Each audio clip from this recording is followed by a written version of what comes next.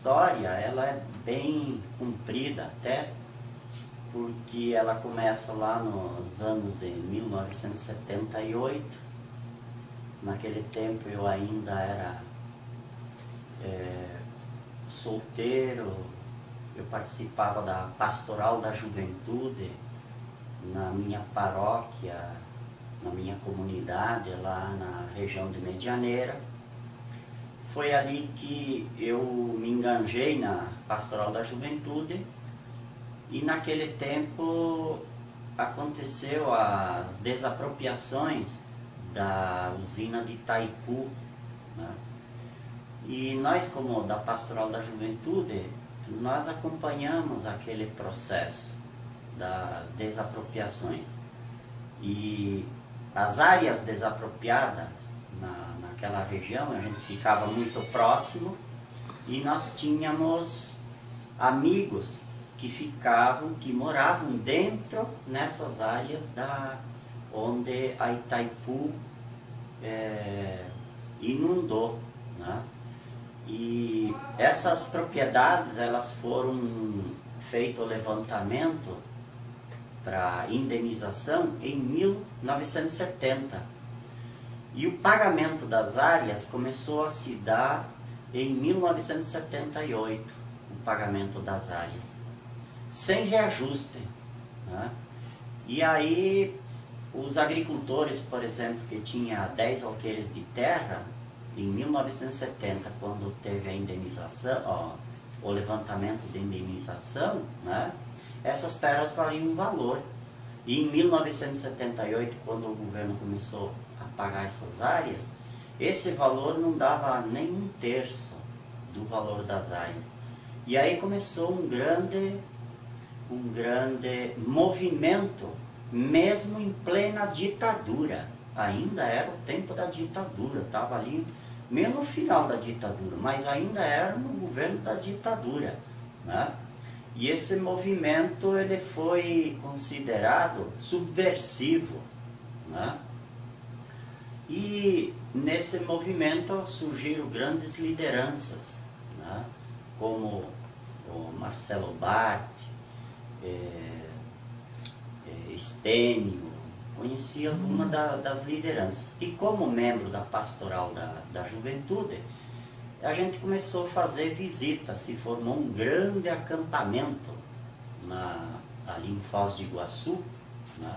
O primeiro acampamento foi em Santa Helena, na região de Santa Helena, e depois o segundo acampamento em Foz do Iguaçu, no Trevo, que vai para as Cataratas e que vai para a Ponte da Amizade, e ali se formou um grande acampamento. E a gente fazia visitas nesses acampamentos.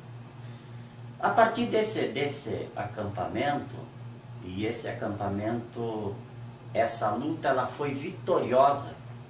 Ela foi uma luta vitoriosa em partes, porque os agricultores conseguiram, né, que o governo desse terra por terra, ou o valor justo da indenização. Então foi um movimento que afrontou a ditadura.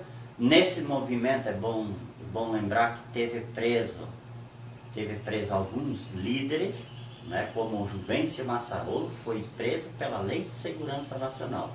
Pastor Fux, que era um pastor que apoiava da Igreja Luterana, também foi preso pela Lei de Segurança Nacional. E eu lembro que a gente esteve em Curitiba fazendo um manifesto, e eu estava lá, né, nesse manifesto. Bom, feito essa parte da indenização, e todo mundo foi colocado, uns receberam terra, né, na mesma proporção que tinham lá, outros receberam indenização, encontraram terra em outras regiões, mas o que Itaipu não beneficiava eram os arrendatários, eram os filhos casados, né, eram os empregados que trabalhavam dentro em determinadas... Né, e isso nem sequer tinha sido feito um levantamento dessas famílias.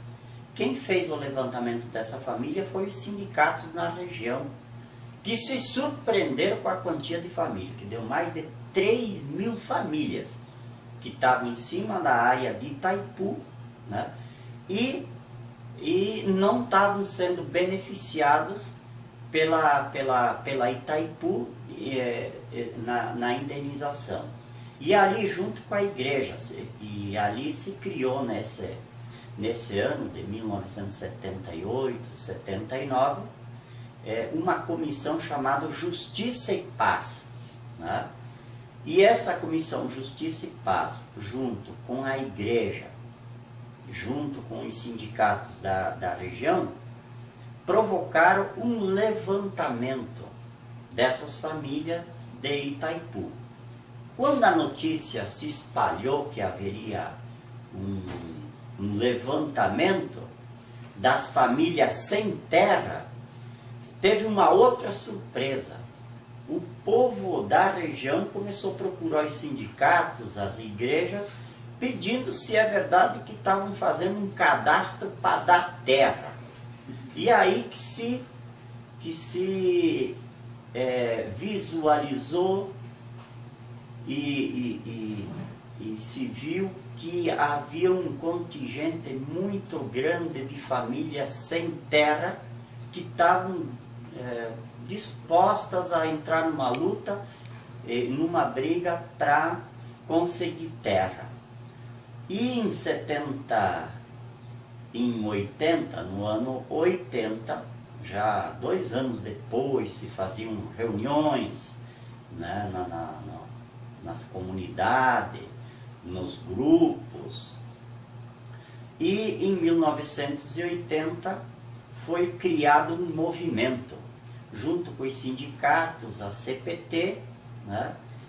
E nesse movimento podiam se cadastrar filhos de pequenos agricultores, arrendatários, empregados de propriedades, pequenos agricultores que tinham propriedade insuficiente para sustentar a família, né? E esse movimento foi criado em janeiro de 1980 e, por incrível que pareça, eu fiz parte da primeira comissão desse movimento, chamado Mastro. Aí foi dado ao movimento Mastro. Bom, formado o movimento Mastro, junto com liderança dos grupos, nós formamos grupos onde tivesse famílias interessadas em se cadastrar e que quisesse terra, precisasse da terra, teria que formar um grupo. E nós íamos lá fazer o debate, e a gente debatia muito no início, né? A gente fez uma pequena cartilha com a ajuda da CPT, mas com textos bíblicos que falavam sobre a questão da terra, que a terra era um dom de Deus, que a terra devia ser repartida.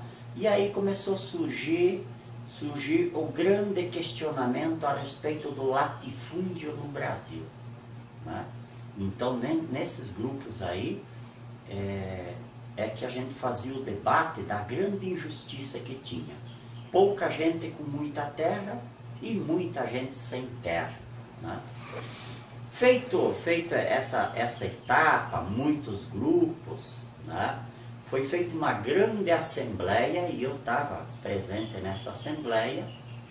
Foi no mês de março de 1981, né?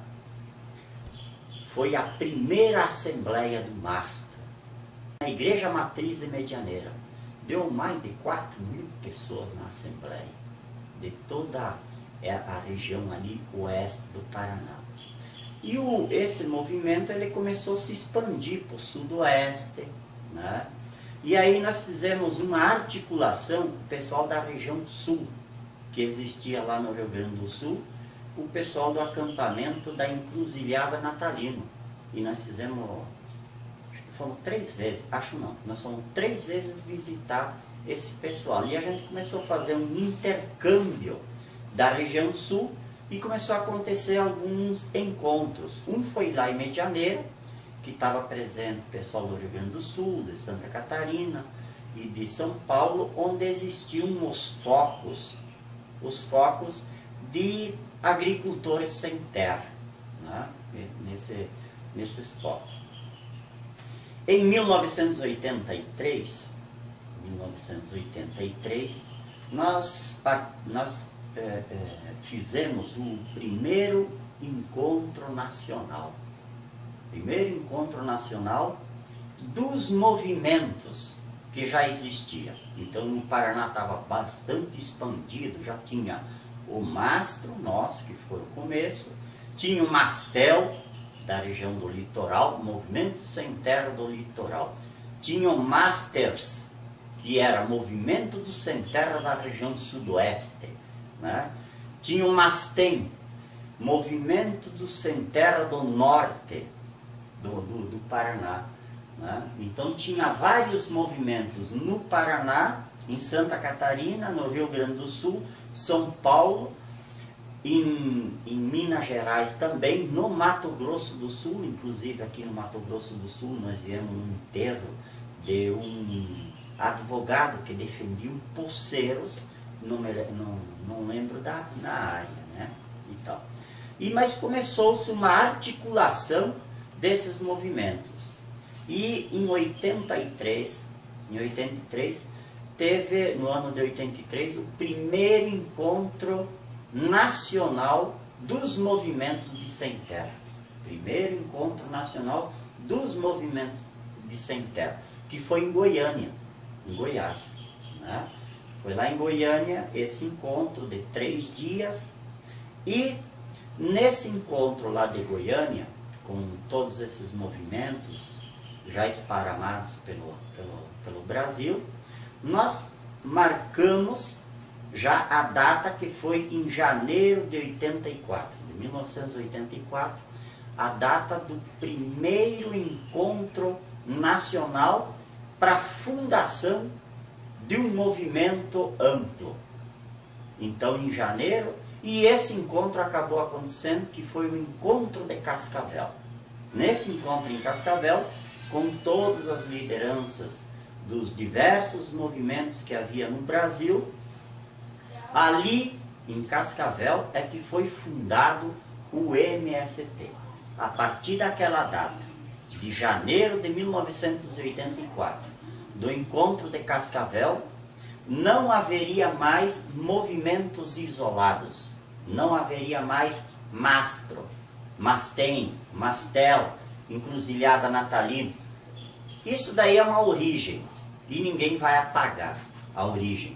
Mas nesse encontro de Cascavel, é um marco histórico da fundação do MST. A partir daquela data, seria Movimento dos Agricultores Sem Terra do Brasil. Naqueles anos de 1980, 82, também havia uma transição política no Brasil. Estava acabando o fim da ditadura e o início já de uma abertura política, né? No Paraná, por exemplo, em 1982, se elegeu o governador José Richa, que era do MDB. Havia só 2 partidos, PDS e PMDB, né? E se elegeu o José Richa. Nesse ano, o governador chamou todas as lideranças da igreja, pastorais e tal, para fazer a composição de um governo democrático.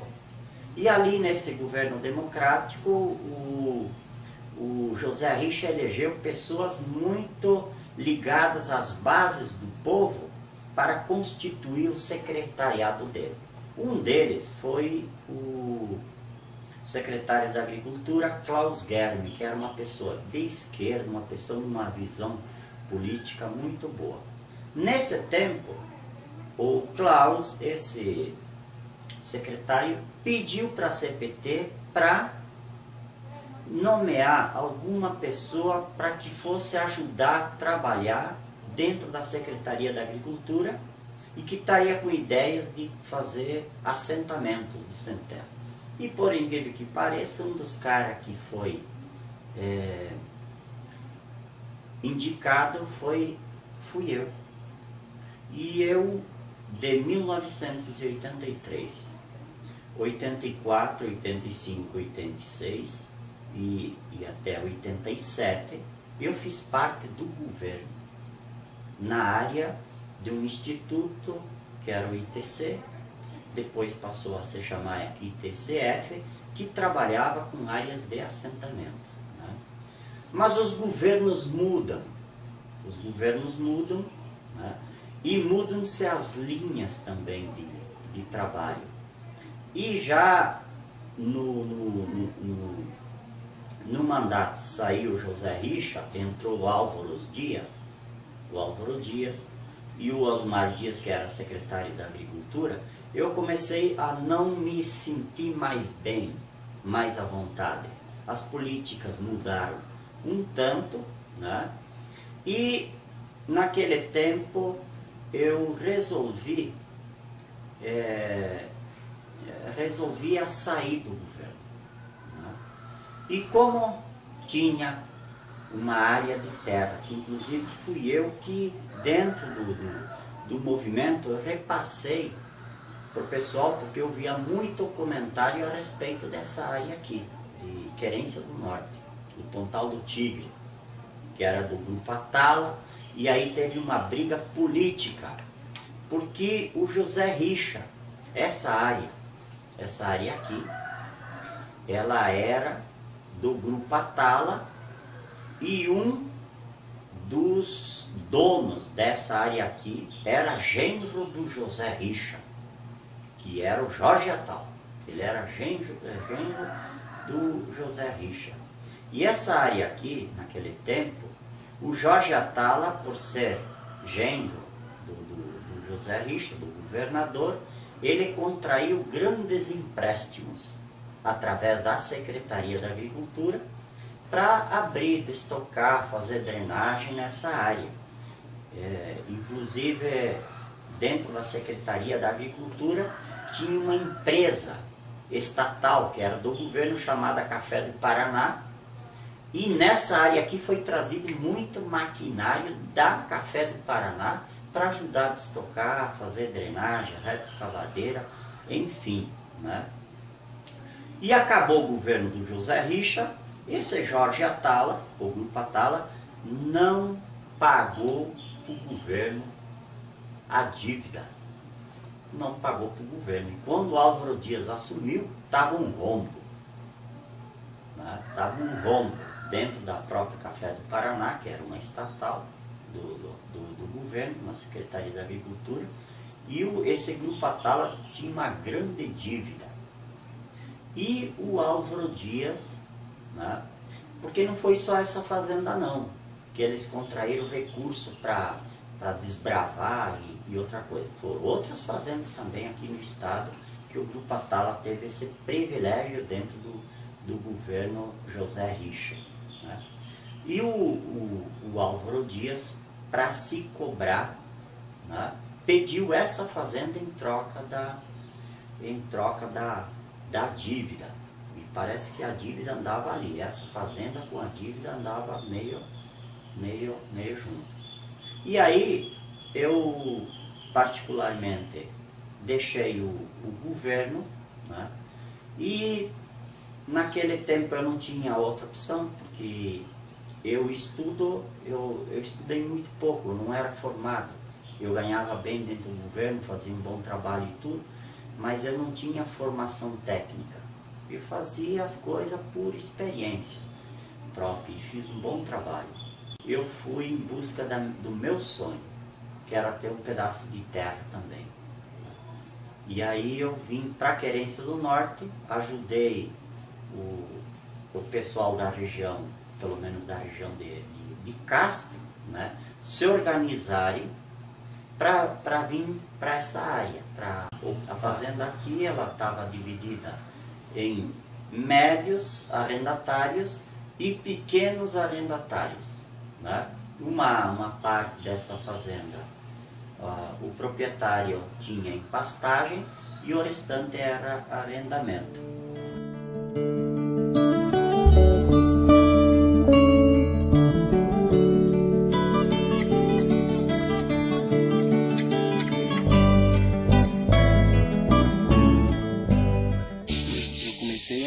trabalhava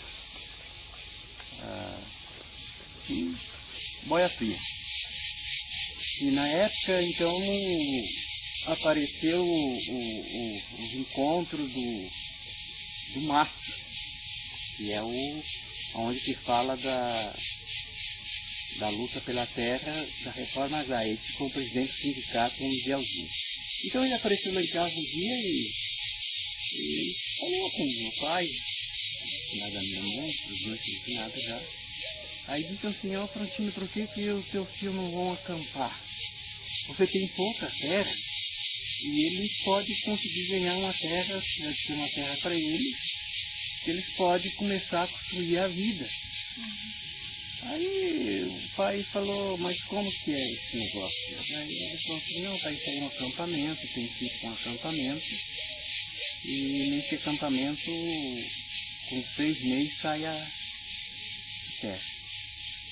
Aí eu já fiquei meio bastante curioso, né? Porque trabalhando a vida inteira de boia fria, de modo que sair dessa vida. Porque a terra que tem ainda hoje, ainda que é um pedacinho lá que nós temos, dá 6 aquele meio de terra.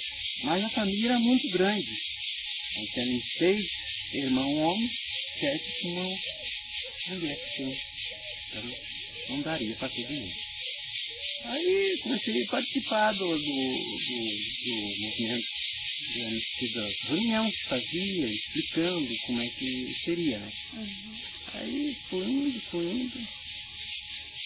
E daí quando falaram para sair o acampamento, aí eu cheguei em casa e passei com o pai, a mãe, de olha, tem que acampar.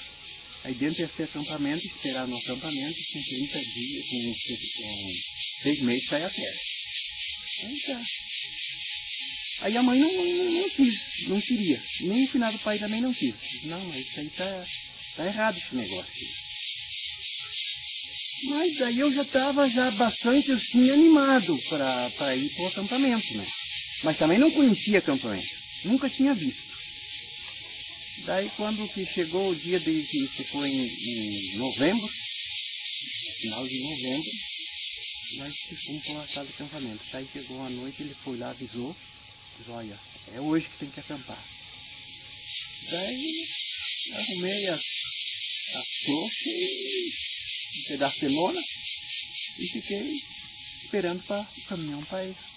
Aí quando deu 11 horas que estava todo o povo da comunidade de Aurora do Iguaçu, e daí fomos embarcando e subindo, encontrando os outros caminhões que iam para o acampamento. Aí foi onde que nós fomos acampar, chegamos, era numa praia. Aí cheguei assim na praia, aí eu fiquei assustado, porque eu nunca conhecia aquilo ali, eu me assustei, digo, mas olha, criança chorando, mulher chorando, e o tempo se formando um temporal, deu um temporal muito feio de chuva, e molhamos tudinho, roupa de dormir, roupa para vestir, tudo, e nós naquela praia. Amanheceu o dia, e nós ali, aí já começou a aparecer polícia.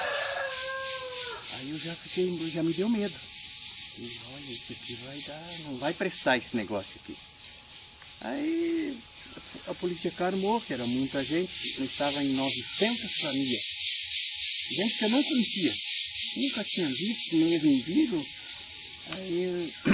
Aí fiquemos ali. Daí foi começando a entrosar, a tirar as lideranças dentro.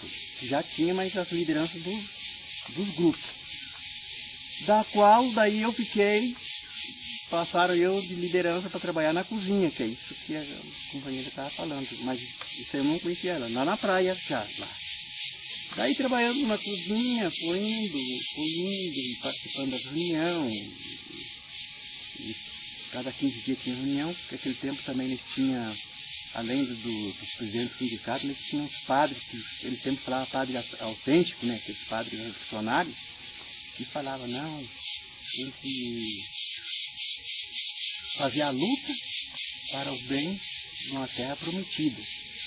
Mas eu também estava muito longe dessa terra prometida, assim, no pensamento. Digo, mas o que esses padres querem fazer com essa terra prometida? Mas era para fazer a gente entender o processo que você, se quer ganhar alguma coisa, quer ter alguma coisa, tem que lutar, tem que ir para a luta de todo jeito para você ver se você consegue ganhar a terra. Daí eu passei a ser a pessoa desse grupo que se chamava de São Miguel, o representante do movimento na igreja, que é a Pastoral da Terra.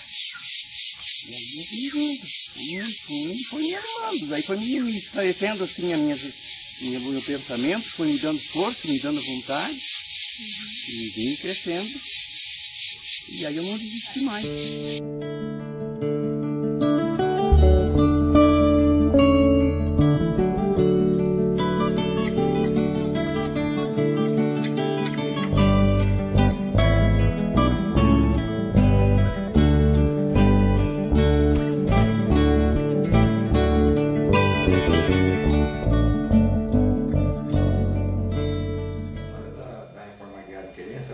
Mais ou menos em 1982, através das enchentes que aconteceram na região.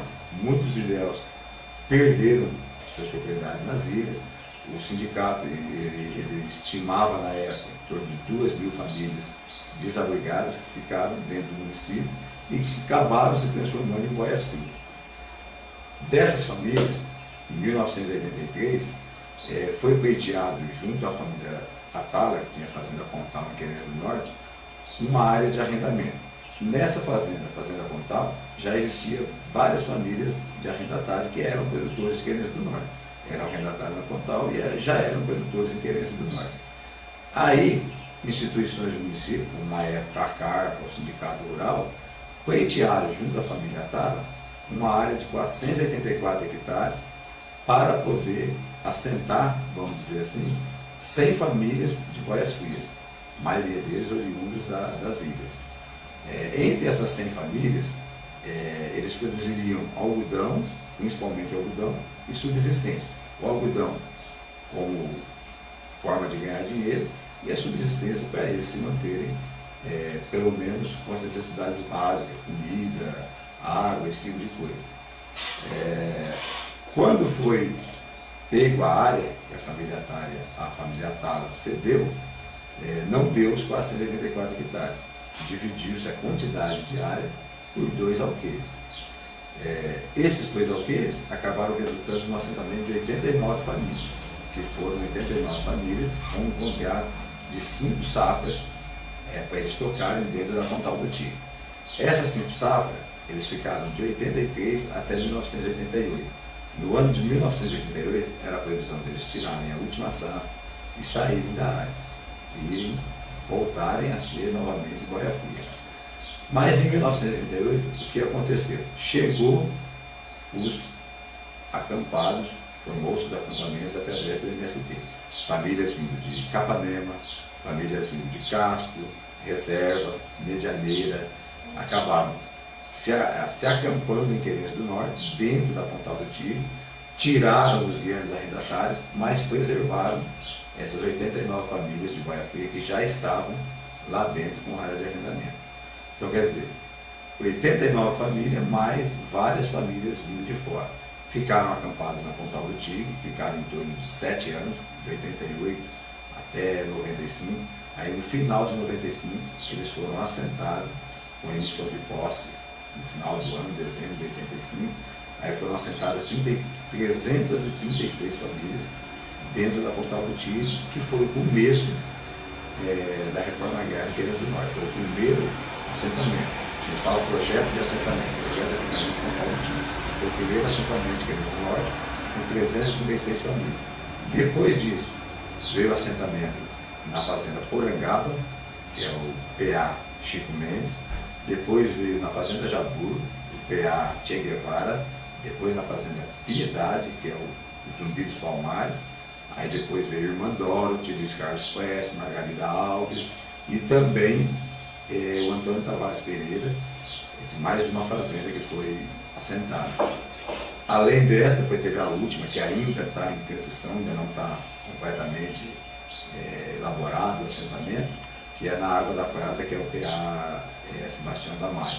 Então hoje temos 10 assentamentos em torno de 1.000 famílias assentadas em Pedras do Norte.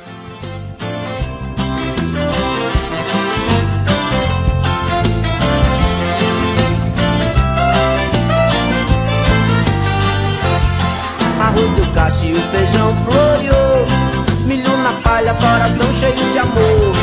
Arroz do cacho e o feijão floreou, milho na palha, coração cheio de amor.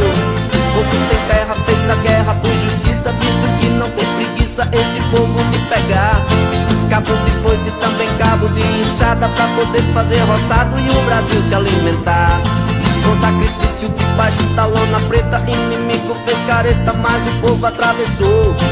Rompeu as cercas que cercam a filosofia de ter paz e harmonia para quem plantar o amor. Essa área aqui, né, se chamava Fazenda Pontaluti, do grupo Atala, né, de 3 proprietários, Sidney, Volney e Jorge Atala.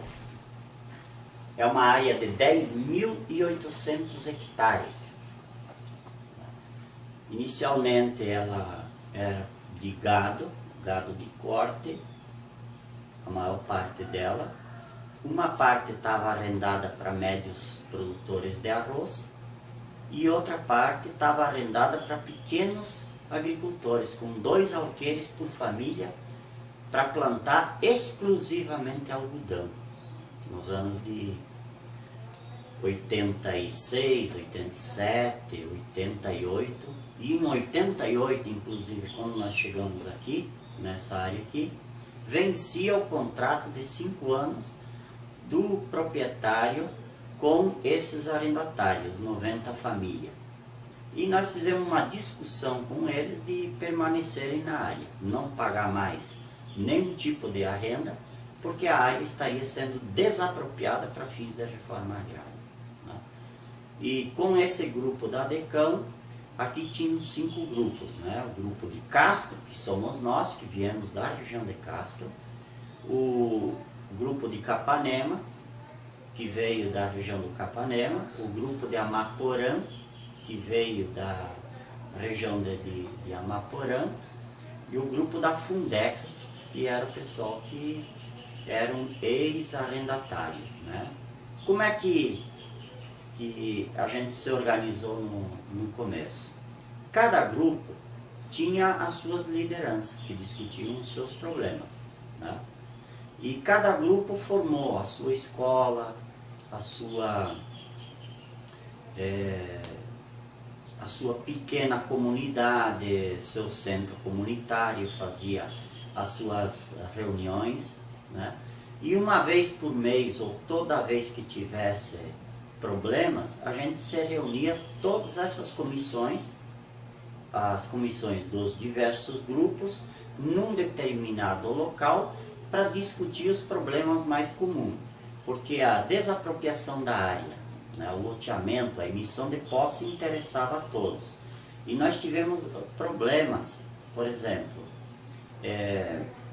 o proprietário demorou 4 anos para tirar o gado daqui, né? E esse gado começou a estragar as lavouras. De noite soltava o gado em cima das lavouras, do pessoal próximo às pastagens, e começou a estragar a lavoura. Então o gado começou a ser um grande problema, né? Não dava para expandir as lavouras, por um lado, e por outro lado, as poucas lavouras que a gente fazia, os campeiros à noite abriam as porteiras e estragava as nossas lavouras. Então nós levamos 4 anos para conseguir tirar esse gado daqui. E esse gado ele só foi tirado com muita pressão, com muita mobilização dos próprios acampados aqui. Inclusive, por 3 vezes teve grande matança de gado no coletivo para tentar, para matar até a fome, porque a situação era muito precária de todo mundo, né? O povo, depois aos poucos, que foi quebrando essa timidez, mas ninguém dava serviço para nós, né? A gente vivia numa situação assim de muita precariedade, né? Não havia apoio do governo, porque a área era ocupada, embora que o governo aceitasse, né, a nossa permanência aqui, mas o governo não podia dar apoio porque era uma situação ilegal. Então não tínhamos apoio nem na área de educação, nem na área da saúde, enfim, né? E nós tivemos que encontrar soluções próprias, né? Cada comunidade formou a sua escolinha, escolheu dentre as pessoas quem tinha um pouco de talento, e por um período longo, as professoras eram do próprio acampamento, lecionavam sem receber nada, merenda fazia se tivesse alguma coisa para fazer, material didático não tinha, né? Lecionava aleatoriamente, como se diz, né? Dentro do conhecimento das pessoas, com livros antigos, né? Se procurava junto à Secretaria da Educação Municipal e se pegava livros que já foram usados, que foram descartados, mas era com esses livros que as professoras lecionavam, né? Eu lembro um fato que me chamou muita atenção e que mudou na área da educação, mudou o rumo da discussão. Naquele dia foi uma reunião de todos os coordenadores discutindo problemas, né, dos mais diversos que a gente enfrentava.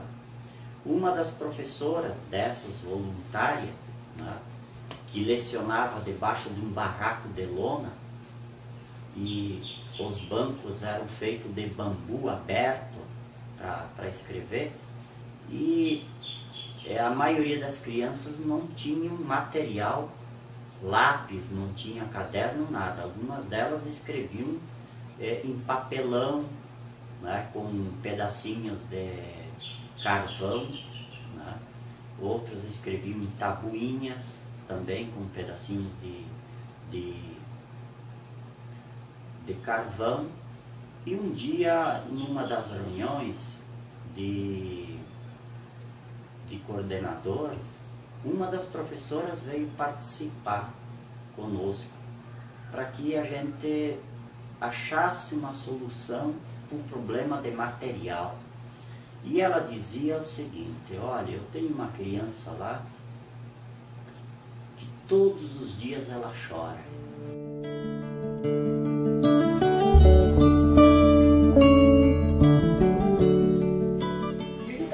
Situações assim bastante tristes, né, que ficou marcas em mim.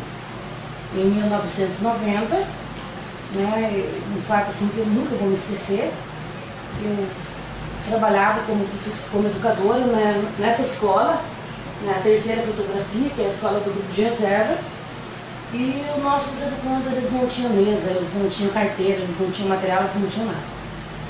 E eu tinha uma aluna que ela, na sala de aula, ela chorava muito, né?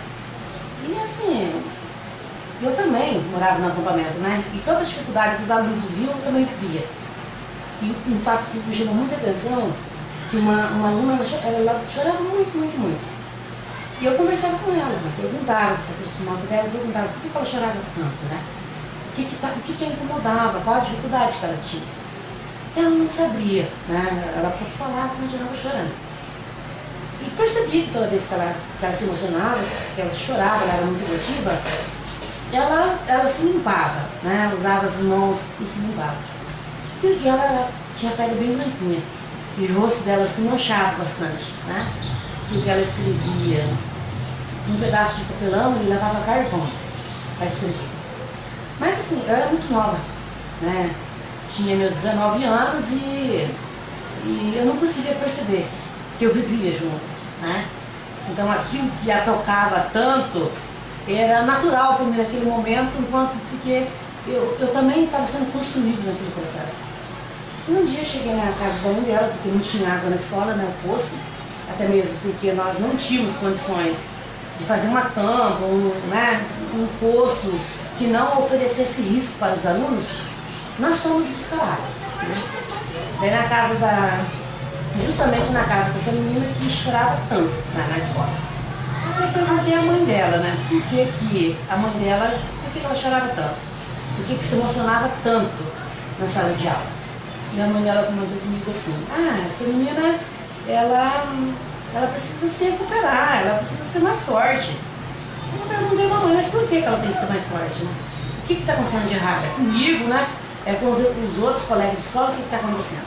Minha mãe dela colocou assim, não, ela não consegue admitir, ela não consegue ir para a escola levar o pedaço de papelão no carvão, mas é a única coisa que nós temos que oferecer. E é o que ela tem para poder aprender.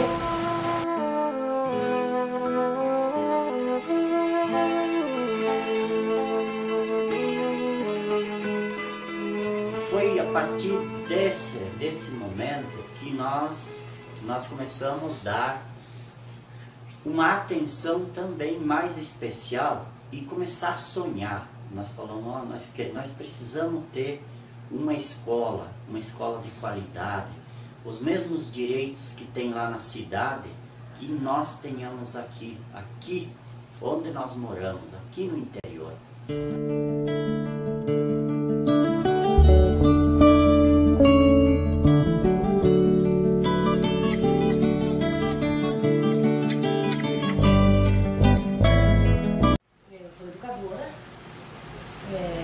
Trabalho aqui na Escola Camponesa Municipal de Chico Mendes, e a minha história na luta pela terra e na luta pela educação do campo, ela se inicia em 1984.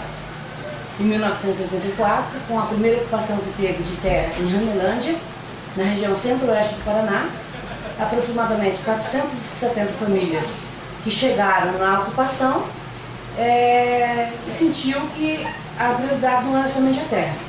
Mas além da terra também teria que ver a questão da saúde, a questão da educação. Começa então a organização do movimento também para construir a escola no acampamento. Então antes mesmo de levantar todos os barracos de lona, foi levantado o barraco, né? Que era a escola. E foi um processo assim de lutas e de conquistas. Né? Lutas, porque quando se inicia a educação no MST, ela não tem um aparato legal do Estado, o Estado não reconhece, e também os municípios têm dificuldade. E essas escolas, então, são denominadas e são chamadas de escolas de emergências. De emergências porque chegam no município e o município, a prefeitura, não tinha condições de abrigar, designar professores, construir escola, fornecer o material didático, pedagógico. E como era uma política organizativa do próprio movimento, o movimento então teria que também pensar a escola, né? Pensar uma escola e uma educação do campo para além da sala de aula. Até mesmo porque as salas de aula eram difíceis, né? Porque elas eram todas construídas de pau a pique, de lona, de sapé, aonde a própria comunidade construía a sua escola. Pra soletrar a liberdade na cartilha do ABC. Pra soletrar a liberdade na cartilha do ABC. Ter uma escola em cada canto do Brasil, um novo jeito de educar pra ser feliz. Tem tanta gente sem direito de estudar, é o que nos mostra a realidade do país. Tem tanta gente sem direito de estudar, é o que nos mostra a realidade. E foi ali que nasceu o grande sonho, eu acho nosso, né, de ter uma escola do campo de qualidade. O tempo foi passando, mas aos poucos nós fomos concretizando esse sonho. Né? Nós escolhemos uma área central, aqui no assentamento, e mesmo com a área de forma sem a emissão de posse, ela estaria ilegal. Né? Nós fizemos com que o Estado e o município construísse aqui dentro, ou iniciasse a construção de uma escola que seria a escola dos nossos sonhos. Né? Uma escola que atendesse todas as famílias com um ensino de qualidade. E nós basicamente aos poucos fomos construindo uma ideia de se construir a escola em 3 níveis, né? Que tivesse uma estrutura de qualidade, que tivesse professores de qualidade e que o ensino fosse de qualidade, né?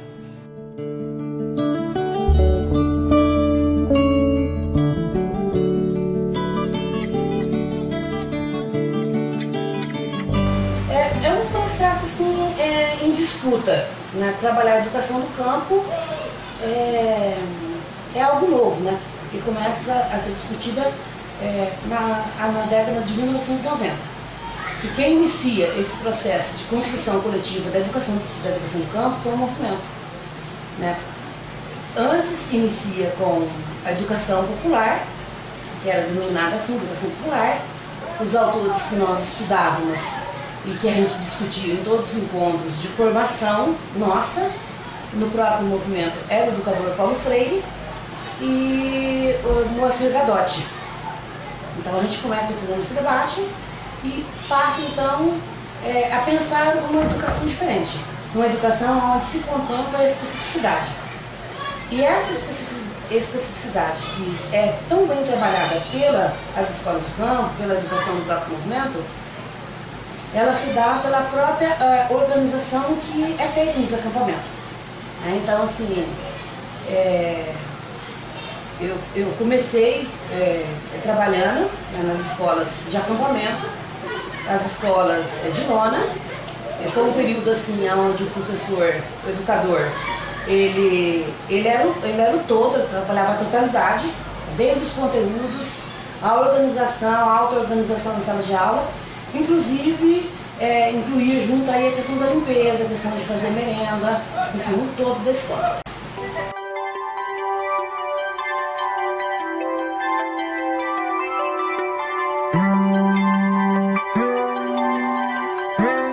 A área foi ocupada em 1988.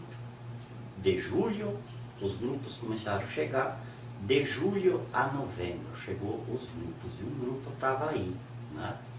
E a emissão de posse dessa área, ela só aconteceu 10 anos depois. Foi em 2008 que teve a emissão de posse da área. Essa área aqui foi uma das mais demoradas a nível do Estado, de sair a emissão de posse. Mas durante esse período, nos fez crescer de visão política, de visão de como a gente gostaria de ter uma sociedade, né? De como a gente gostaria de ter uma divisão dos trabalhos, né? E quando saiu a emissão de posse, o INCRA chegou nessa área aqui. Eu lembro, chegou uma grande comitiva do INCRA. Primeiro foi o dia da emissão de posse. Fizemos uma grande festa comemorando, e já tínhamos inclusive a primeira escola centralizada, que se chama Escola Estadual Centrão, e ficou até hoje, porque ela está centralizada num ponto, no meio da área praticamente, né, que beneficiava todos os grupos. E é bom dizer que hoje essa escola ela serve as comunidades vizinhas, os assentamentos vizinhos, porque é uma grande escola hoje, tem em torno de 700 alunos todos os anos, numa faixa aí tem de primeira a 8ª série, né, do pré, aliás, a 8ª série, né. Mas quando saiu a emissão de posse, voltando ali, né, nós nos deparamos com um outro problema, que talvez tenha sido o maior embate nosso com o Estado, né? Esse povo do INCRA, do Estado, dá para dizer como um todo, né? Governo estadual, governos federal, os técnicos dentro dos escritórios, Curitiba, Brasília, né, definiram quantas famílias ficariam na área.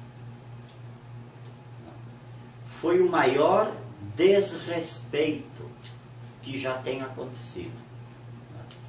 De repente, nós nos vimos diante das maiores aberrações que nós conseguimos derrubar a nível nacional. Olha só, 10 anos que nós estamos na luta. E outras famílias vêm de acampamento, antes de vir para cá, passaram 3, 4, 5 anos em outros acampamentos. Então, entre o início até a emissão de posse, para muitas famílias tinha se passado já quase 15 anos de luta, né? E de repente, depois da emissão de posse, em 2008, chegam os técnicos do governo para efetuar o assentamento, e a primeira coisa que esses técnicos propuseram foi fazer um levantamento. Aliás, foi fazer um questionário. Um questionário. Esse questionário tinha 60 perguntas. E todas as famílias aqui dentro elas tinham que fazer esse questionário. E esse questionário, ele ia definir quem permanecia ou não na área. Olha só, a aberração disso. E nós todos ficamos contentes. Nós vamos fazer o questionário para fazer o assentamento. Fazer o e tal. E todo mundo, um com um, outro com outro, dividimos grupos e tal, todo mundo fazendo o questionário e tal, uma semana. E tal. Tá bom, todo mundo fez o questionário. Inclusive, durante esses 10 anos permanecendo na área, você imagina 10 anos em cima de uma área, as famílias foram aumentando. No início nós éramos 336 famílias. 10 anos depois, quando fomos fazer o questionário, tinha 480 famílias. Por quê? Porque as famílias, uns foi casando e ficando aí, o outro trouxe o parente dele e ficou aí, o outro veio para trabalhar e ficou aí, e tá, e foi inchando isso daqui. Mas quando o INCRA fez o questionário, poucos dias depois, uma semana depois, a grande assembleia, lá no Centrão e tal. E aí que o INCRA, o pessoal do INCRA, repassou qual era a finalidade do questionário. O questionário era para selecionar as famílias, fazer uma seleção das famílias. Olha que aberração. E tinha algumas aberrações, piores ainda. Tipo, olha só, pessoas acima de 60 anos de idade não eram contempladas como assentamento. Você imagina o cara casado, pai de 7, 8 filhos, que há 13, 14 anos atrás entrou num acampamento e foi lutando, e foi lutando, e foi lutando, e foi lutando, e no dia de fazer o tal do questionário ele estava com 60 anos, 61 anos. E isso aconteceu aqui. Ele ficou descontemplado pelo assentamento, pelo INCRA. Essa é uma aberração. Outra aberração. Muitos jovens também foram se acampar, mas por um motivo ou outro não casaram. Filhos de pequenos produtores e tal. Meu irmão é um deles e não casou até hoje. E ele fazia 14 anos que estava dentro do movimento. Ele acampou lá na prainha, em São Miguel do Iguaçu. Depois ele foi para Matelândia, na Padroeira, ficou mais 2 anos, depois ele foi mais 1 ano, ficou na Trento, acampado, foram despejados dessas áreas, aí foi para a reserva, ficou mais 1 ano em reserva, depois veio para cá, mais 10 anos, dá 15 anos de acampamento, 15 anos de acampamento, e o INCRA chega e diz, solteiros não têm direito de ter terra. Moral de toda essa história, aconteceu uma grande briga e nós expulsamos o pessoal do INCRA da área. E nós mesmos começamos a fazer a divisão da área. Nós mesmos começamos a fazer. Aliás, nós já tínhamos feito a divisão da área. E a divisão nossa, foi uma divisão muito justa, que é difícil encontrar algum lugar no Brasil que tenha feito o que nós fizemos. Por quê? Porque nós permanecemos em cima da área aqui 10 anos. Nós conhecemos essa área aqui como a palma da mão. A gente sabe onde é terra boa, onde a terra é mais fraca e tal. E nós fizemos uma divisão dependendo do tipo do solo. Dependendo do tipo do solo. Solo melhor, menos terra. Solo pior, mais terra. Os técnicos do INCRA não aceitaram essa ideia. E eles chegaram aqui, inclusive, isso já na terceira, quarta equipe. Isso aí foi, essa briga foi 1 ano e 2 meses de constantes vindas e idas para Curitiba. Vindas de equipes do INCRA aqui e nós sempre quebrava o pau. Nunca tínhamos acerto. Não conseguíamos nos acertar. Porque o INCRA tinha uma regra e nós também. Nós construímos uma regra ao longo dos anos. Né? E aí, o que aconteceu? A última equipe que esteve aqui, do INCRA, uma equipe de 8 pessoas, do INCRA, de técnicos, geógrafos, enfim, o povo do INCRA, eles vieram com a ideia de assentar aqui na área 650 famílias. 650 famílias.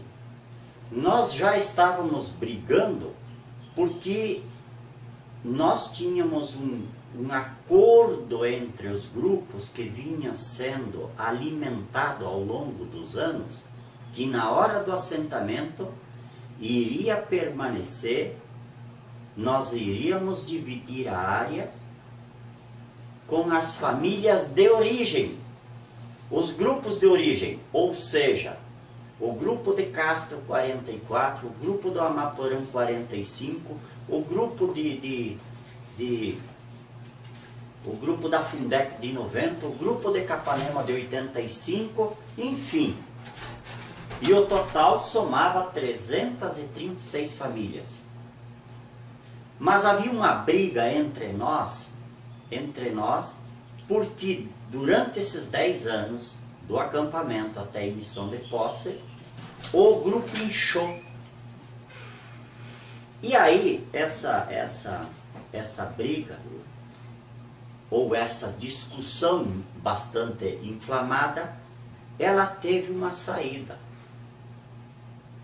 Porque nós começamos a discutir o seguinte: olha, se a gente ficar dividindo muito o prato de comida, todo mundo vai ficar com fome.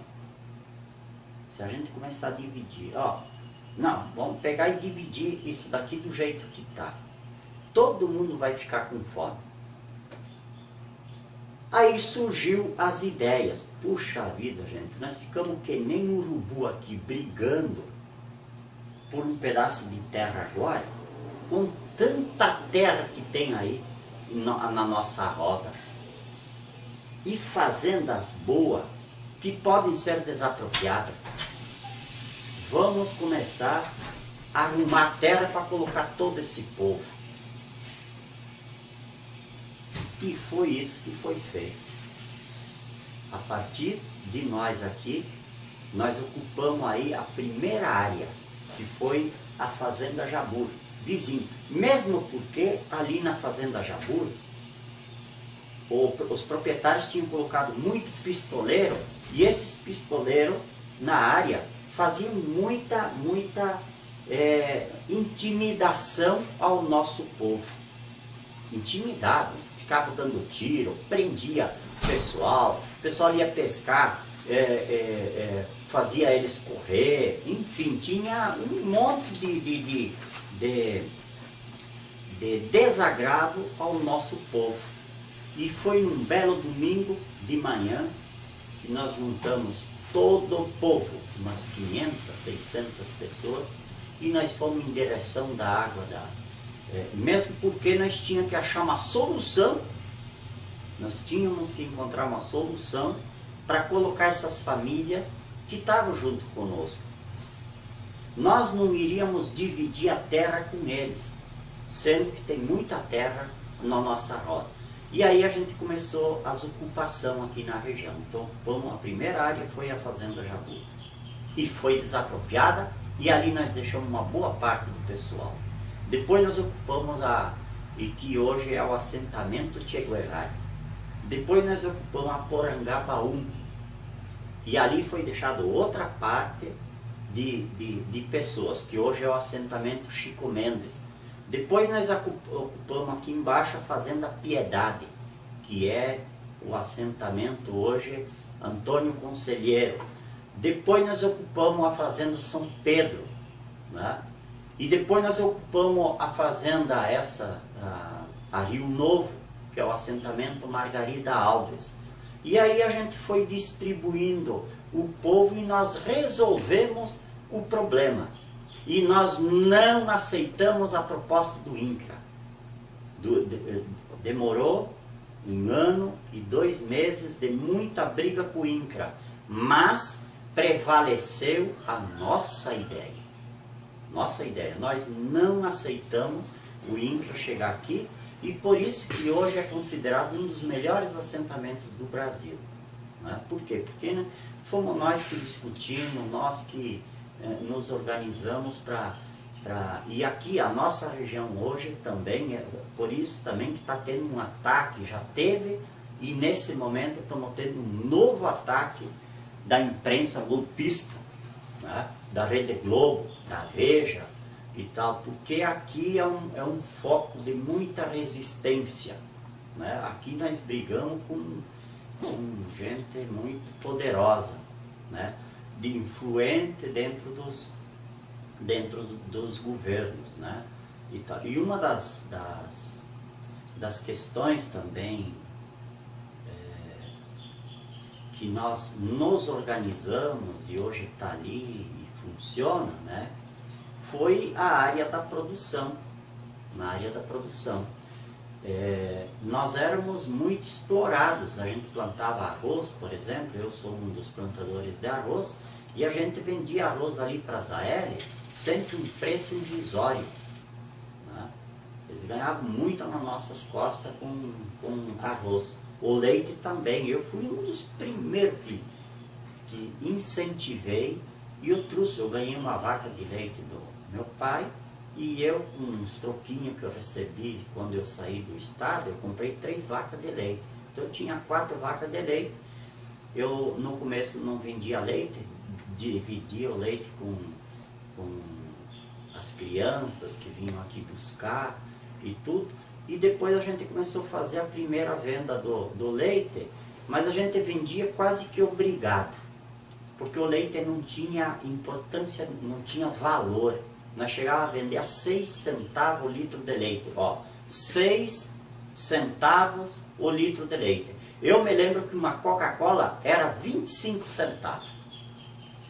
Era 25 centavos uma Coca pequena e tal. E nós pegávamos 6 centavos. Eu precisava vender 4 litros de leite para comprar uma Coca-Cola. Né? E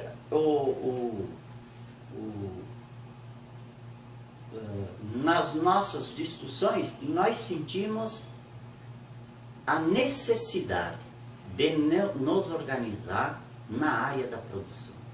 Se a gente não se organizasse na área da produção, nós ia sempre ficar à mercê de empresas que em um determinado tempo, eu lembro, teve uma delas que deu um calote em todo mundo aí. A empresa faliu, foi embora e ficou devendo até 4 meses de leite. Ninguém recebeu até hoje, ficou por isso mesmo. Então, além do preço ser um preço muito baixo, nós era explorado no preço, ainda tinha os calotes, né?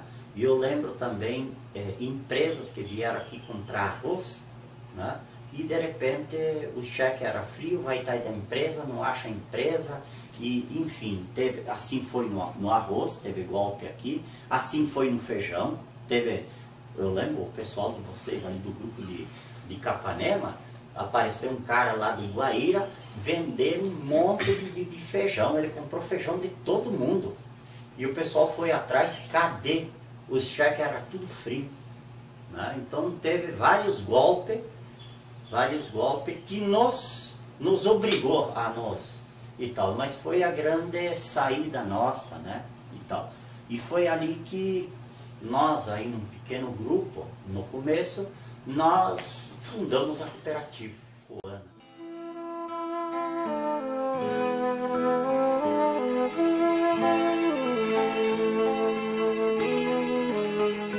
Eu já fui preso, eu sei disso. Eu fiquei 35 dias preso e tal. Depois de 35 dias, o juiz veio me ouvir. E depois houve o contrário, que me condenou. E o juiz, acho que você não fez nada de mal, você está solto. E tal. Eu e muitos outros companheiros, né? Nós chegamos um tempo aqui, no tempo daquelas ocupação, que nós precisávamos resolver o problema do sem terra aqui na região, e a gente fez isso porque... Então, nós chegamos um tempo aqui de ter quase 200 presos. Foi o maior ataque que o Jaime Lerner fez, eu acho que nem a ditadura não fez isso, numa determinada região. Uma grande parte do contingente do Estado, da polícia, das estruturas da polícia, foi colocada aqui na nossa região para nos massacrar, né? Prenderam muita gente, muita gente.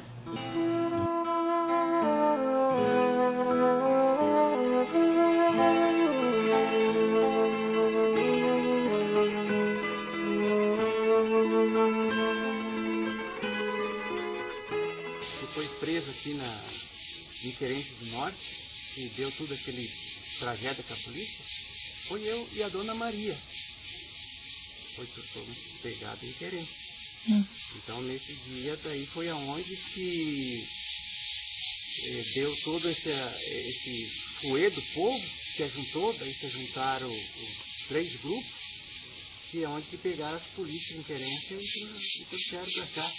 Aí houve Capanema, uns foram, acompanharam, outros não, mas trouxeram a polícia para cá. Foi aonde que deu a liberdade de ter uma negociação a nível de governo, né, que é onde que foi liberado nós para soltar nós. Mas eles estavam com nós presos lá e eles com a polícia presa aqui.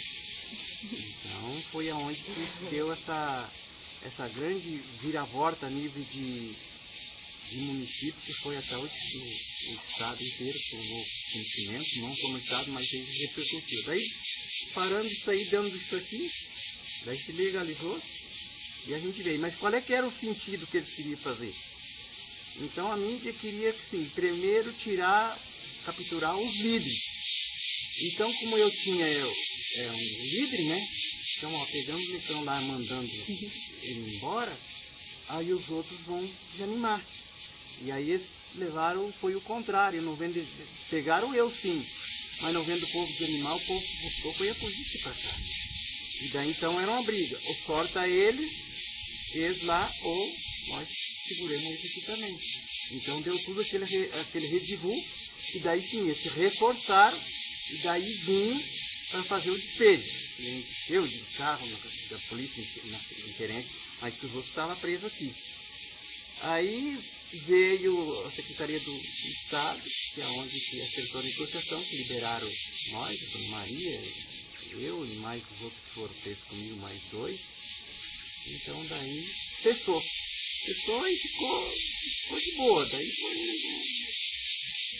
a frente foi se dando outras perseguições, que é onde começou daí a perseguição mais dobrada, que é onde que foi preso o compadre Celso, o Delfino, mas daí já foi indo para outras lutas, que foi os outros andamentos que saiu, né? Daí foi vários companheiros nossos que foram presos. Então esses ficaram mais dias. Mas sempre a gente tinha aquela pressão, ou sempre estava com pressão acima, e foi liberando. Então um ficava 20 dias, outros ficavam 15 dias, e por ali foi. Então a perseguição se deu dentro do currículo da mídia, aí já entra no governo, no interior, que era um carrasco mesmo. Botou a perseguição acima mesmo para valer. Mas não foi por causa disso que a luta parou. Inclusive, os assentamentos que estavam projetados, hoje tem todas as famílias que estão assentadas.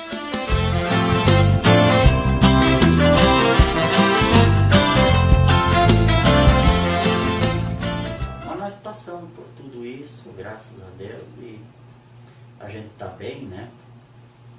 No começo, nesses 10 anos de acampamento nosso aqui, por exemplo, a gente passou muita necessidade. Não fome, porque a gente estava em cima de uma terra que, graças a Deus, produz de tudo um pouco, então a gente não passou fome. Mas necessidade das coisas. Né? Eu fiz ainda esse trecho e não tenho vergonha de falar. Que eu fiz esse trecho aqui, ó, dá 17 quilômetros até na cidade. Eu fui ainda de a pé porque eu não tinha R$1 para pagar a passagem de ônibus, né? E voltei de a pé porque eu não consegui R$1, ninguém dava crédito para nós, né? E eu fiz isso. Voltei de a pé até na querência, nem carona não dava, porque tinha muito medo de nós no começo, né? O comércio via nós como um pessoal fora do comum aí, né?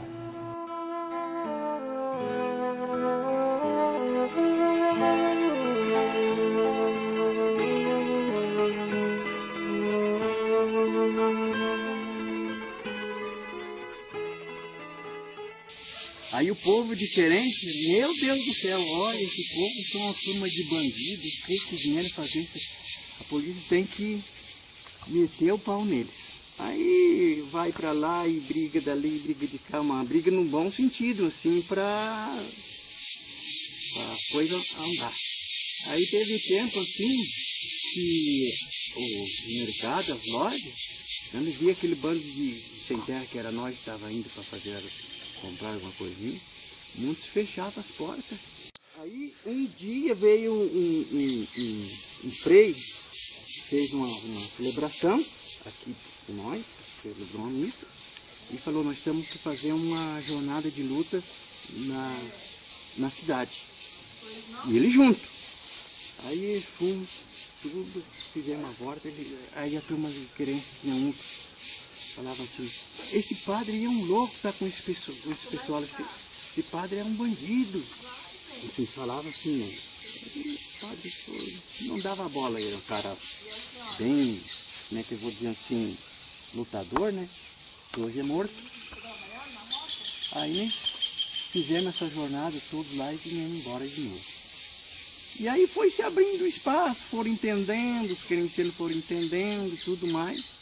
Foi que se abriu-se as portas para o movimento PNSP, que é o movimento sem terra.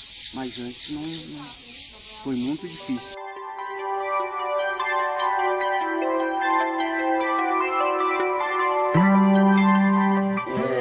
No começo, tudo foi muito difícil, né? Mesmo porque a gente pegou as políticas, aquelas ideias do governo democrático dos anos 82, e tal, elas duram muito pouco, não surtiu efeito. Nunca teve políticas nesse país voltadas para a pequena propriedade. Até o governo Lula. Ali sim. Eu sou testemunha disso. Você quer ver? Anteriormente ao governo Fernando Henrique, nós estávamos no período de acampamento. Então nós não recebíamos nada de ninguém, nem ajuda de alimentação, nada, porque era uma área ilegal. Então ninguém podia ajudar nós. Quando legalizou, né, já foi ali no período um pouquinho antes, ali no período do Collor de Mello, né, pela madrugada, não teve nenhum recurso para agricultura familiar. Não tinha política para agricultura familiar. Depois pegou José Sarney, que criou algumas coisinhas, mas pouca coisa. E depois entrou na era ali do Fernando Henrique, né?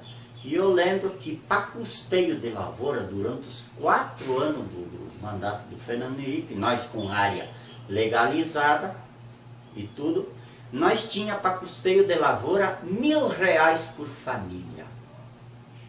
É certo, tá? O adubo custava, eu lembro, uma tonelada de adubo R$450. Então dava para você comprar 2,5 toneladas de adubo. Mas e o resto? Né? E eu lembro também que nesse período do início do Fernando Henrique, nós fizemos aquela grande marcha para Brasília. Né? E o resultado dessa marcha, ele deu um resultado muito bom, porque abriu-se uma linha de crédito para investimento, que nós conseguimos o Procera. Né? Procera, e depois conseguimos os quarta parte. Né? E o Procera ele financiava R$7.500 por família. Só que é o seguinte, ó, um trator, por exemplo, custava R$24.000. É só para ter uma ideia. Né? Para ter uma ideia do volume pequeno de recurso. Um trator pequeno custava R$24.000. E o que a gente recebia de linha de crédito era R$7.500. Eu lembro que nós juntamos em 3 aqui, né, eu e os 2 irmãos aqui, com mais um tratorzinho velho que nós tinha comprado. Nós demos um tratorzinho velho e juntamos os três recursos nossos para comprar um único trator. Né? E daí a gente comprou o primeiro tratorzinho novo. E nós tínhamos equipamento velho e a gente foi se virando por aí. Né? E nós começamos a ter êxito. Nós começamos a fazer as nossas lavouras. Nós adotamos essas 2 políticas que a nossa cooperativa encaminhou, nós a colocamos de prática aqui dentro da propriedade. Ó, vamos plantar o arroz e vamos ter leite. Então o leite a gente sempre teve a ideia de ter um recurso mensal, né? Um recurso mensal para ir pagando as despesas, e o arroz uma atividade maior para a gente ir fazendo investimentos. E foi assim que a gente que nós começamos, né? E eu lembro quando nós plantamos o primeiro alqueire de arroz, fizemos bem caprichadinho, tudo deu 100 sacas de arroz. Nossa, eita, até todo mundo comentou, o Celso lá produziu 100 sacas de arroz, e nós estávamos super satisfeitos. Né? No ano seguinte nós plantamos 3 alqueires. E de 3 alqueires, nossa, nós colhemos 300 e poucos sacos de arroz. Já foi. Então. E aí já começou a sobrar uns troquinhos. E assim foi sucessivamente durante alguns anos, até o ponto de nós explorar nossa área em sua totalidade. Né? Até uns 8, nós levamos mais ou menos, você quer ver? Nós levamos mais ou menos uns 10, 11 anos para nós começar a explorar nossa área na totalidade. Porque a gente não tinha recurso. Então a gente foi abrindo as áreas e investindo. Né? Então, e depois disso, de feita essa parte toda a área aberta, pastagem boa, e aí a gente tem um gadinho um gadinho melhor, né? Então hoje estou tirando aí mais de 100 litros de leite por dia, me dá um salário mensal aí de 2.700, 3.000 e pouco por mês, limpo, né? Só do leite. E nessa nossa área aqui de nós três, né? Nós estamos produzindo aí de 10 a 12 mil sacos de arroz por ano, né? 10, 12 mil. Essa é a nossa produção dos últimos 5 anos, né? E daí o arroz é a nossa grande renda, né? Então nos permitiu hoje de ter, nós estamos com um extrator novo, implementos novos, nós temos conforto, né? Carro novo, enfim, né? E a gente tem uma vida. Eu não trocaria isso com nenhum executivo aí que ganha 5, 6 mil reais, 10 mil por mês. Eu não ganho porque eu estou trabalhando menos e estou tendo uma vida muito boa, né? Tranquila e tal. Preocupado assim com tudo que está em roda, né?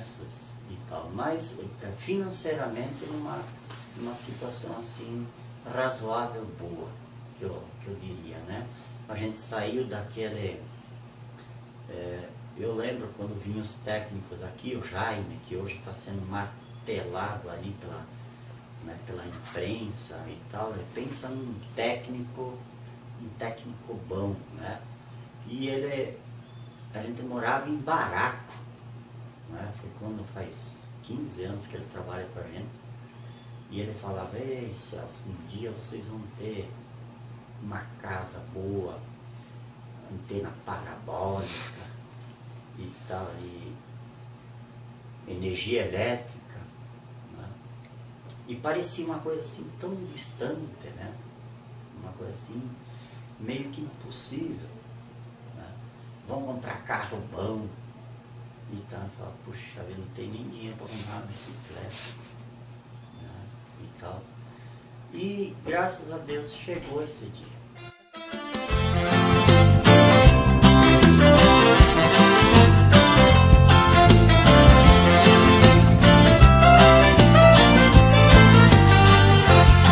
Arroz do cacho e o feijão floreou, milho na palha, coração cheio de amor. Arroz do cacho e o feijão floreou, milho na palha, coração cheio de amor. Povo sem terra fez a guerra por justiça, visto que não tem preguiça este povo de pegar. Cabo de foice, também cabo de enxada, pra poder fazer roçado e o Brasil se alimentar. Com sacrifício debaixo da lona preta, inimigo fez careta, mas o povo atravessou. Rompeu as cercas que cercam a filosofia de ter paz e harmonia para quem plantar o amor. Arroz do cacho e o feijão floreou, milho na palha, coração cheio de amor. Arroz do cacho e o feijão floreou, milho na palha, coração cheio de amor.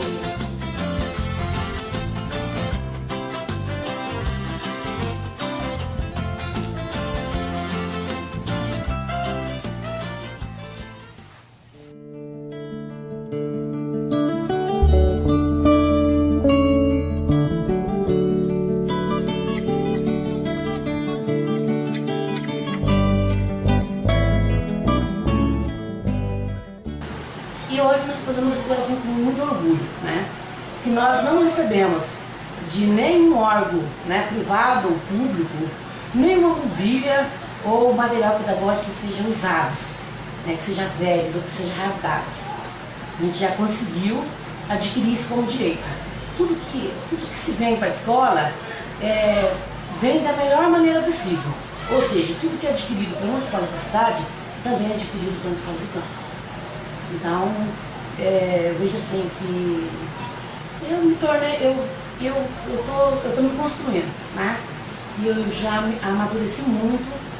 E eu vejo assim que todo o processo de construção, ele não deveria ser tão sofrido, porque nós temos isso como direito. Mas infelizmente nossos direitos ainda continuam sendo subjetivos, né? Ele é objetivo, mas acaba ficando na condição de subjetivo. E é possível buscas diferentes, é possível escolhas diferentes, é possível propostas diferentes. E foi também assim, uma escola que conseguiu sobreviver a tantas outras escolas. Agora estou interna, terminando meu mestrado, e a minha pesquisa é sobre políticas públicas e as escolas do campo. Eu fiz um levantamento no município e fiquei muito assim, chocada com o que eu descobri, com o que eu percebi, com o que eu consegui compilar os dados. Nós tínhamos no nosso município mais de 30 escolas do campo. 30 escolas. E das 30 escolas que nós tínhamos do campo, nós temos essa escola, que é a escola camponesa, é a única escola do campo. Daí nós temos mais 2 escolas de distrito e as outras escolas foram fechadas. São mais de 30 escolas que foram fechadas. Então, nós percebemos que a importância da organização da comunidade e a importância do diretor não ser o dono da escola. O diretor, o coordenador, o professor, ele é alguém que entra, ele entra, ele chega sem pedir licença, ele faz um concurso, ele entra em uma comunidade. E aí a gente assim, ressalta a importância que deve ter a formação e a interação, né, dessas pessoas, desses profissionais, desses companheiros, né, que vêm trabalhar nas escolas do campo. Porque eles são lideranças que podem fazer um trabalho de efetivação, de estar garantindo uma educação pública de qualidade, ou então ele pode estar contribuindo para o fechamento dessas escolas. Então, penso, né, diante dos anos vividos, né, nas escolas do campo, nesse processo de acampamento, hoje assentamento, que a importância que é a educação do campo não ser somente planejada, né, mas ela tem que sair das diretrizes operacionais, né, que é o documento que se tem a nível nacional, que efetiva as escolas do campo, que dá suporte para que elas continuem abertas, né? E hoje tem um documento construído a partir de 2010, né, onde já está decretado que fechar a escola do campo é crime, né? Então a nossa responsabilidade enquanto sujeitos que vivem no campo é de manter a organicidade e a efetivação dessas escolas. E foram muitas lutas, né? Porque é muito difícil você construir uma educação diferenciada num país, num estado, onde não se tem uma política pública de educação. Então falta política pública. A política pública ainda é um direito legítimo, né? Está na Constituição, mas na prática da organicidade dos movimentos sociais ainda não se materializou. Ainda para ter uma educação no acampamento, uma educação na ilha, uma educação nos assentamentos, precisa de uma organização e de uma mobilização muito grande da comunidade. Então, assim, eu tive o privilégio, enquanto assentada, enquanto participante do Movimento Sem Terra, de passar por todos esses estágios, né? Passei pela escola de lona, né? A escola de emergência e até chegar hoje na efetivação da escola camponesa municipal de comércio. Então, para mim, é uma gratificação muito grande, mesmo com todas as dificuldades que tem. Nós, enquanto Movimento Sem Terra, a gente já teve muitos avanços na educação, principalmente no que diz respeito à organicidade da escola, né? Os teóricos que nós estudamos. Nós temos hoje um projeto de formação continuada, que iniciou-se em 2003, né? E essa formação continuada, ela visa estar aprofundando, estudando os decretos, leis, documentos, né, que contemplam a educação do campo, até mesmo porque o sujeito, ou o educador, o professor, quando ele sai da academia e presta um concurso, e ele chega na escola do campo, ele aprendeu isso muito pouco na academia ou quase nada. Então é necessário que os saberes diferentes, as especificidades, sejam trabalhadas pela escola. E para que isso aconteça, é necessário que a escola, juntamente com a comunidade, né, que se busca junto ao poder público políticas públicas que contemplam uma formação também para o educador. Então assim, é difícil, né? Fácil, está no campo. Hoje a gente vê assim um modismo, né? Muitas pesquisas a nível de mestrado, doutorado. Nós tivemos aqui mesmo nessa escola, nesse assentamento, muitos pesquisadores nacionais e internacionais que aqui já estiveram, né? Buscando conhecer a experiência da escola, até mesmo porque é uma experiência diferenciada, porque contempla toda essa especificidade, e trabalhar essa especificidade no cotidiano, né, de um assentamento e dentro da educação enquanto política ainda é muito difícil, é um desafio muito grande. E mesmo com toda essa demanda, né, que ainda precisa se materializar no que se diz, né, uma educação de educação do campo que respeita a especificidade, ou seja, né, que uma educação que respeite os saberes diferentes, né, porque quando a gente fala que nós queremos uma educação de qualidade, essa qualidade que nós falamos é uma qualidade que respeita a realidade de cada sujeito. É uma metodologia usada, né, em toda a escola, hoje 100% da escola camponesa municipal Chico Mendes. Nós tivemos bastante resultados com isso. Um dos resultados assim, que é pertinente ressaltar nesse momento é o resultado do IDEB 2012. Os educandos fizeram a prova em 2011, 2012. A escola ficou numa média 2.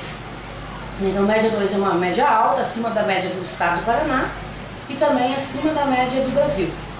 E assim, mesmo sendo a nossa realidade uma realidade atípica, né? Porque quando chove, ônibus não passam, ônibus atolam, ônibus que quebram, né? Então assim, é uma realidade bastante inerente do próprio acampamento. E nós percebemos assim que com esse trabalho, né, que respeite a individualidade e a educação como um espaço de construção contínua, que isso acontece na escola e acontece na família, ela só vem a somar. Porque nem sempre os conteúdos que nós selecionamos ou que vêm já prontos, determinados através do livro didático, ele pode ser uma cartilha do cotidiano da vida do educando. Acho assim, todo material didático ele é importante, porque ele soma na construção, na ampliação do conhecimento. Mas a base do conhecimento que nós trabalhamos é a partir da realidade do sujeito. Nosso trabalho é pautado em cima da pesquisa participante, né? Como eu já mencionei, nós estudamos muito Paulo Freire, Pistrac, Macarenko, né? Porque Pistrac ele fala da auto-organização, e o Macarenko ele vem falar sobre os coletivos pedagógicos.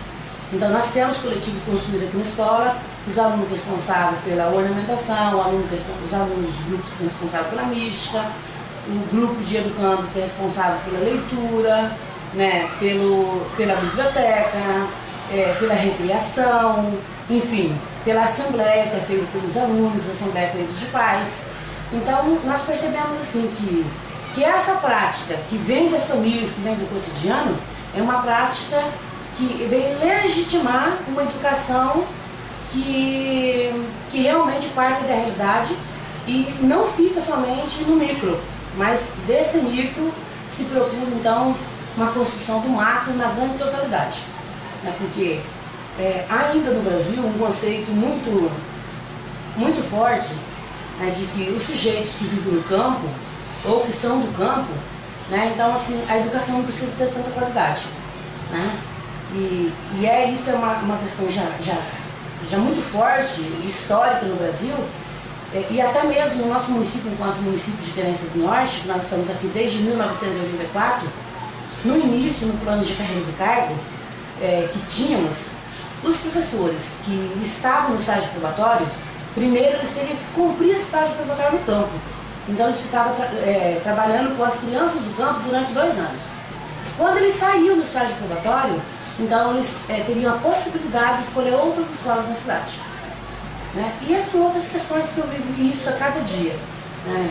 Materiais novos, mobílias, materiais didáticos que chegam, né? Ou são adquiridos por recursos municipais ou que vem do governo do estado. Então, primeiro, a prioridade são manter a beleza nas escolas da cidade. E as sobras que se tem, desde mobília, recursos, materiais que sobram, esses então são disponibilizados para as escolas do campo. E é um processo assim, histórico, né? Então assim, há muitas pessoas que dizem assim: ah, mas por que investir tanto na escola do campo se as pessoas que vivem no campo, a perspectiva futuramente é que eles saiam do campo e vão embora para a cidade?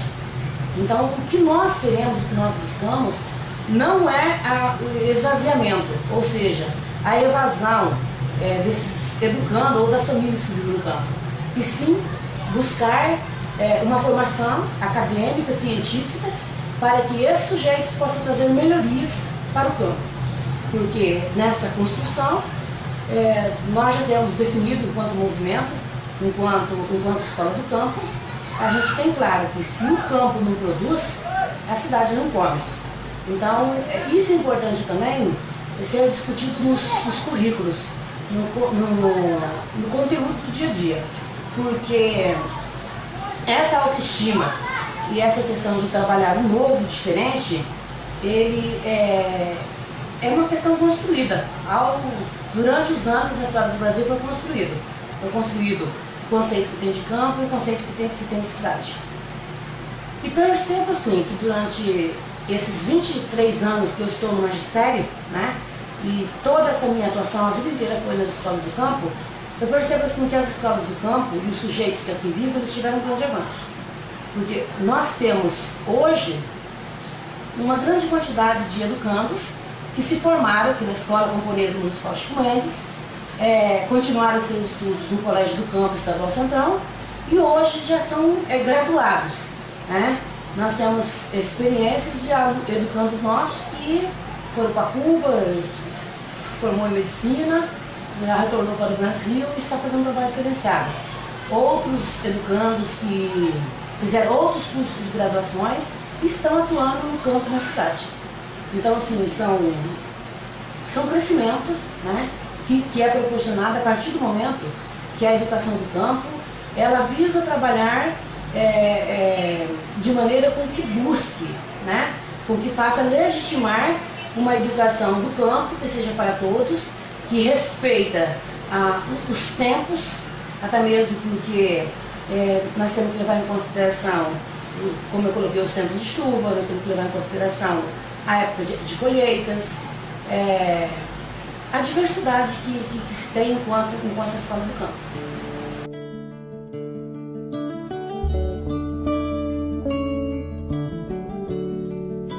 Na questão de mudanças, né, que aconteceu em Querência do Norte, dá para ver vários tipos de mudanças. A primeira delas é a questão da paisagem local. O que eu quero dizer com questão de paisagem? Mudou a forma de cultivar, mudou as culturas. Antigamente a gente tinha aí, dentro das pequenas propriedades, mais uma monocultura, principalmente do algodão.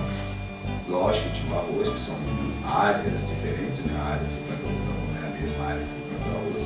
Então a gente ficava entre o arroz e o algodão, por serem áreas distintas. E, de contrapartida dentro da pecuária, tinha o gado de corte.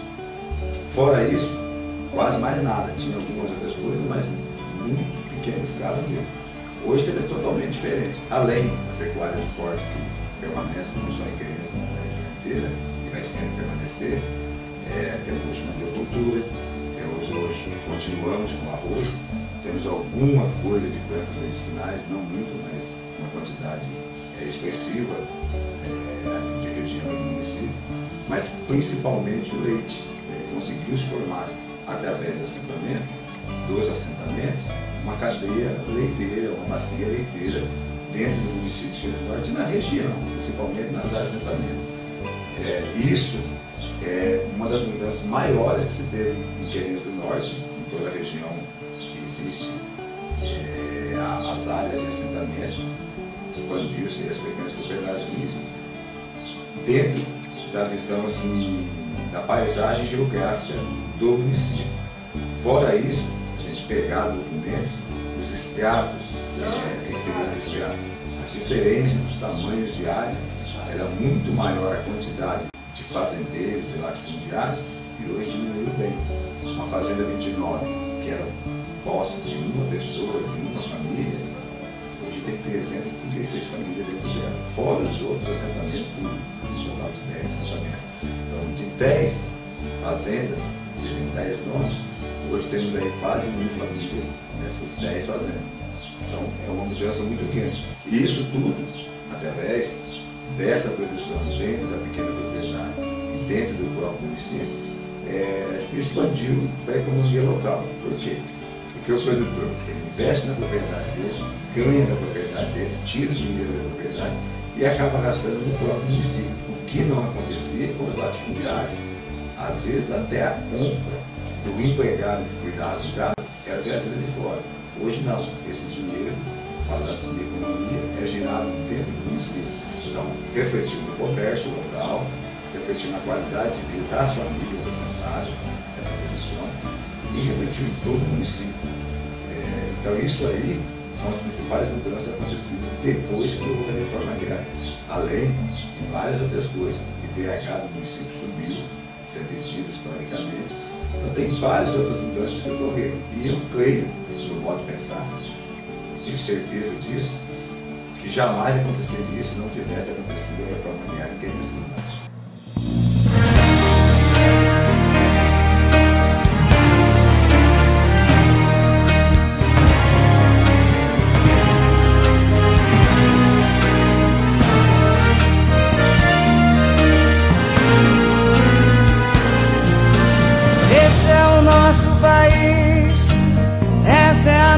Bandeira, é por amor a essa pátria Brasil que a gente segue em fileira.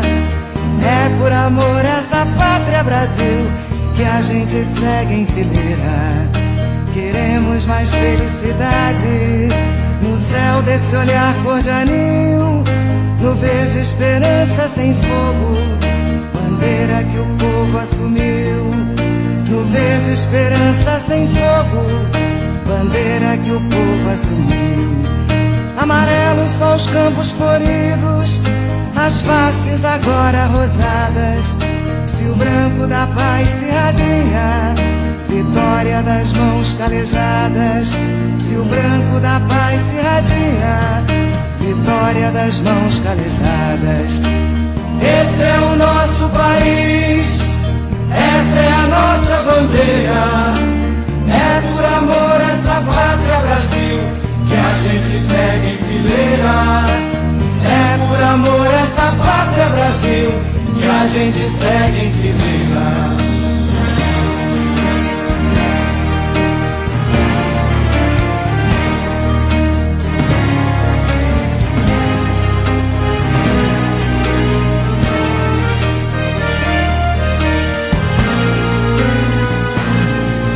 Queremos que abrace essa terra, por ela quem sente paixão, quem põe com carinho a semente pra alimentar a nação.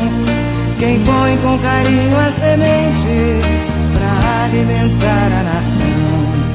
A ordem é ninguém passa fome, progresso é o povo feliz. A reforma agrária é a volta do agricultor à raiz.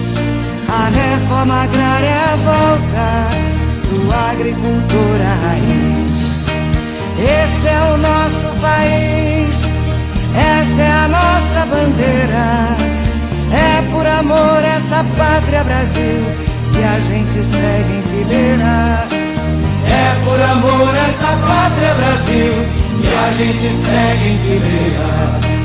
Esse é o nosso país, essa é a nossa bandeira. É por amor a essa pátria Brasil que a gente segue em fileira. É por amor a essa pátria Brasil que a gente segue em fileira. É por amor a essa pátria Brasil que a gente segue em fileira. É por amor a essa pátria Brasil que a gente segue em fileira.